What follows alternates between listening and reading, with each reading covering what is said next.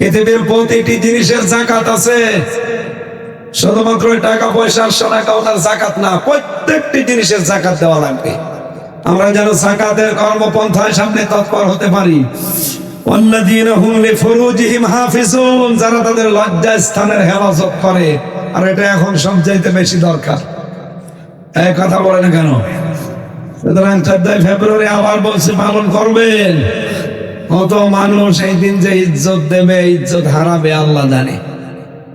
আমরা যেহেতু জান্নাতুল ফেরদাউসের অধিকারী হতে চাই, এই দরজা দিয়ে প্রবেশ করতে চাই, অবশ্যই অবশ্যই আমাদেরকে লজ্জা স্থান পবিত্র রাখা লাগবে। নিজের স্ত্রী বাদ দিয়ে অন্য কারো সাথে যাদের লাইন আছে, এই মুহূর্তে লাইন কেটে দেন। মোবাইলে যাদের অন্য কারো, বিশেষ করে ভাবির নাম্বার, মানে প্রতিবেশী ভাবি, আর যাদের অন্যের স্ত্রীর নাম্বার সেভ করা আছে, এখনই ডিলিট করা লাগবে। কারা কারা করবেন হাত তোলেন। তার নাম্বার আছে আপনার? না, আমি হাসির জন্য বলি না, যাদের এরকম আছে উল্টা পাল্টা চরিত্র, পবিত্র করা লাগবে। বিবাহিত মেয়েদের সাথে লাইন করেন, ওটা লজ্জা আছে?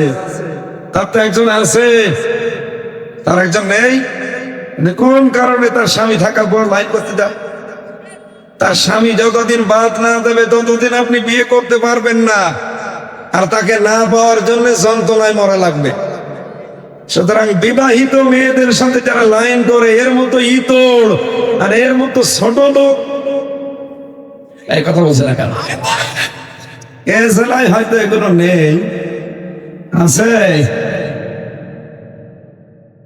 আজ মানুষের লজ্জা স্থান নষ্ট করার জন্য ভারতের যতগুলো চ্যানেল আকাশ সংস্কৃতির নামে, বিশেষ করে এই দেশ থেকে সোনা চলে যায়, রূপা চলে যায়, তামা চলে যায়, আর ওই দেশ থেকে আছে ডাল আর গাঁজা।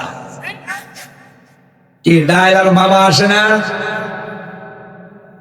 যাদের ধর্মে ডাল খাওয়া, গাঁজা খাওয়া, বাবা খাওয়া, মদ খাওয়া জায়েজ আছে, তারা খা।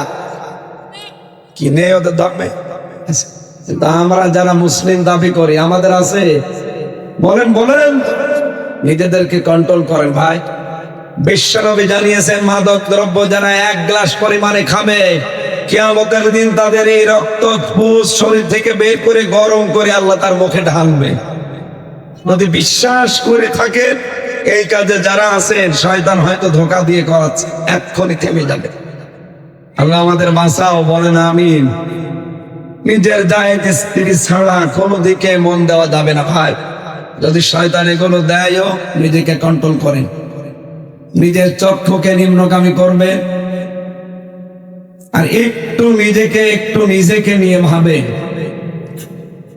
আমি তো 2টা বিষয় লক্ষ্য করে দেখি, মানুষ যদি সত্যি একটু চিন্তা করে যে আমি লজ্জা স্থানকে সত্যি আমার কষ্ট হলো, আমি হেফাজত করব, আর আমার জন্য আল্লাহ যাকে বরাদ্দ দিয়েছে এইটা বাদ দিয়ে কারো দিকে আমি এই নজরে তাকাবো না, ওর জেনা থেকে বেঁচে থাকা সম্ভব।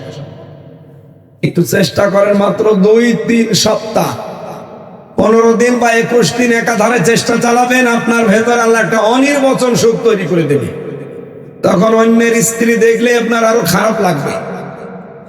আল্লাহ আমাদেরকে এরকম একটা মন তৈরি করে দাও, বলেন আমিন।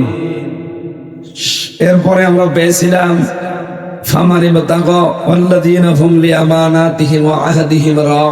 যারা তাদের আমানত ঠিক রাখে।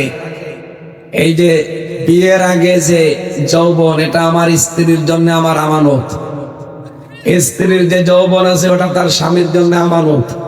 কথা বলে না কেন? এই আমানত গুলো অনেকেই বিয়ের আগে নষ্ট করে ফেলে। আপনি জান্নাতুল ফেরদাউসের দরজা দিয়ে যেতে পারবেন না। এরপরে যে ওয়াদা গুলো করা হয়, সামনে যেহেতু ওয়াদার মৌসুম আসতেছে, এমন কোন ওয়াদা করবেন না যেন রাখতে না পারেন। চিন্তা ভাবনা করে ওয়াদা দেবেন। যারা তাদের সালাতের হেফাজত করে, আল্লাহ বলেন এই মানুষগুলো ওয়ারিস, আল্লাযীনা ইয়ারসুনাল ফিরদাউস হুম ফিহা খালিদুন। এরা জান্নাতুল ফেরদাউস নামে যে দরজা, এই জান্নাতের দ্বারা ওয়ারিস চিরকাল সেখানে থাকবে।